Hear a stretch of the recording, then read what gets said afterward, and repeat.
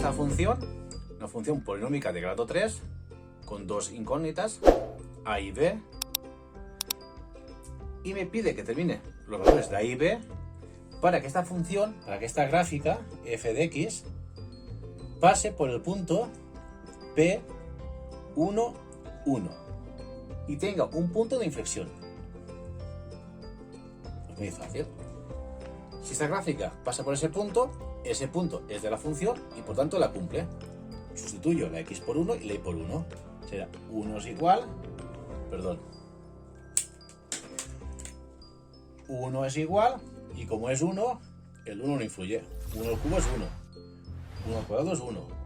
Será 1 por a más b más 1 menos 1. Porque la x vale 1. 1 menos 1, en este caso se me va. Y me queda una ecuación con dos incógnitas. A más b igual a 1. Y me dice que esta gráfica tiene un punto de inflexión. Por tanto, primero la primera derivada. Para calcular los puntos de inflexión, tengo que calcular la segunda derivada. Primero la primera será 3a por x cuadrado más 2b por x más 1. Aquí sale el 3 fuera multiplicando, se le resta una unidad al exponente, aquí igual sale fuera el 2 multiplicando a la b, se le resta una unidad al exponente, derivada de algo por x es ese algo, que en este caso es el 1, y la derivada de una constante es 0. Siguiente paso, como decía, para calcular los puntos de inflexión, la segunda derivada. Derivamos y será, sale el 2 fuera multiplicando, 2 por 3, 6, 6a x más la derivada de algo por x es ese algo, más 2b, y la derivada de una constante es 0. Y me decía el problema que tenía un punto de inflexión que era este de aquí, perdón, no lo había dicho. Me decía que tengo aquí, en ese punto, un punto de inflexión. Por tanto, yo sé que cuando x vale 1, la segunda derivada para ese valor dará 0. Porque vuelvo a repetir, me decía que esta función pasa por ese punto P, y en ese punto P, disculpen, tiene su punto de inflexión. Por tanto, como decía al principio, los puntos de inflexión son los valores de x que hacen 0 a la segunda derivada. Por tanto, cuando x vale 1, la segunda derivada dará 0.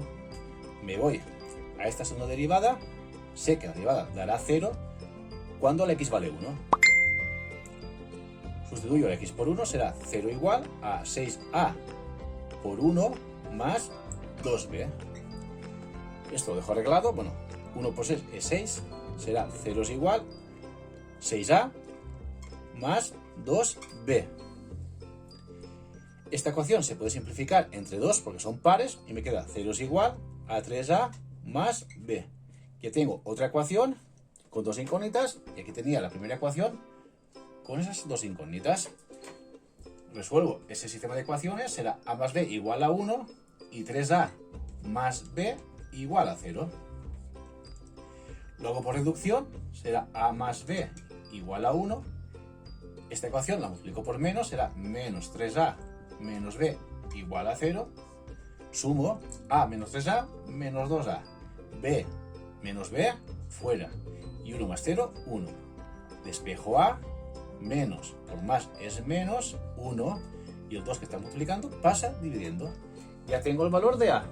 Y para calcular el valor de b, o bien con esta o bien con esta, la puedo calcular. Cogeré esta y yo sé que b es igual, lo pongo aquí para que se vea, el 3a que está sumando pasa restando. El 0 no me influye, será b es igual a menos 3a. Sustituyo la a por menos 1 medio, será menos 3 por menos 1 medio. Y ahora ya calculo menos por menos, más 3 por 1, 3. 3 partido por 2. Ya tengo el valor de a, que es menos 1 medio, y el valor de b, que es 3 medios. Esa es la solución a mi problema. La solución al apartado A, que no lo había puesto, perdonen. Ahora borraré y seguiré. Y ahora el apartado B me pide que sea esta función f de x igual a x por seno de x menos coseno de x, que enuncie el teorema de Rolle y que lo use para razonar si esta función tiene al menos un extremo relativo en intervalo menos 1, 1. Pues muy fácil. El teorema de Rolle me dice que si una función f de x es continua en ese intervalo cerrado, esa es la primera condición, y aparte es derivable en ese intervalo pero abierto, y la función vale lo mismo en los extremos de ese intervalo, o sea, f de menos 1 es igual a f de 1, si se cumplen esas tres condiciones, me dice que existirá al menos un punto C perteneciente a ese intervalo abierto, perdón, es menos 1, 1, tal que la derivada en ese punto me dé 0. ¿Qué significa? Que existirá al menos un punto de ese intervalo abierto donde habrá un máximo o un mínimo. Lo explico. Hacemos un dibujo entre menos 1 y 1 de esta función. Esta función obviamente es continua en ese intervalo abierto, perdón, en ese intervalo cerrado. También sé que es derivable en ese intervalo abierto, y voy a ver si se da la tercera condición, que la función valga lo mismo en los extremos de ese intervalo. La gráfica sería más o menos esto, aproximado, ¿eh? Si vale lo mismo f de menos 1 que f de 1, y la función, repito, es continua en ese intervalo cerrado y derivable en ese intervalo abierto, que es en este caso que he dibujado, existirá al menos dos puntos, existirá al menos un punto en el que la derivada en ese punto sea 0. ¿Qué significa que la derivada en ese punto sea 0? Pues que haya o un máximo o un mínimo, como mínimo. O sea, habrá al menos algún punto que sea extremo relativo. Porque la derivada en un punto de 0 significa que la recta tangente en ese punto es horizontal. O sea, que hay un máximo o un mínimo. Vuelvo a repetir. Si se dan las tres condiciones, existirá al menos un punto, al menos uno, 1, 2, 3, pero al menos uno, de ese intervalo abierto en el que la derivada en ese punto sea 0. O sea que será o un máximo o un mínimo. Habrá al menos un máximo o un mínimo. Y de ahí, infinitos, pero al menos uno.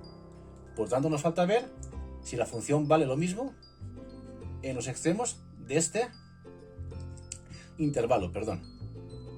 Veo que vale la función para x igual a menos 1. Será menos 1 por seno de menos 1 menos coseno de menos 1. Esto, calculadora, eso me da 0,3011. Y veo que vale la función para x igual a 1. Será 1 por seno de 1 menos coseno de 1. Y eso me da, calculadora, 0,3011. Como me da lo mismo, se cumple la tercera condición. Podemos decir que existirá al menos un punto de ese intervalo donde la derivada en ese punto sea igual a 0. O sea que habrá al menos o un máximo o un mínimo. Pues ya hemos demostrado que esta función tiene al menos un extremo relativo en ese intervalo solo aplicando el teorema de Rolle. Y nada, ya, ejercicio ya resuelto. Y como siempre te digo, si te ha gustado, dale al like, suscríbete, haz notificaciones y hasta la próxima. Chao.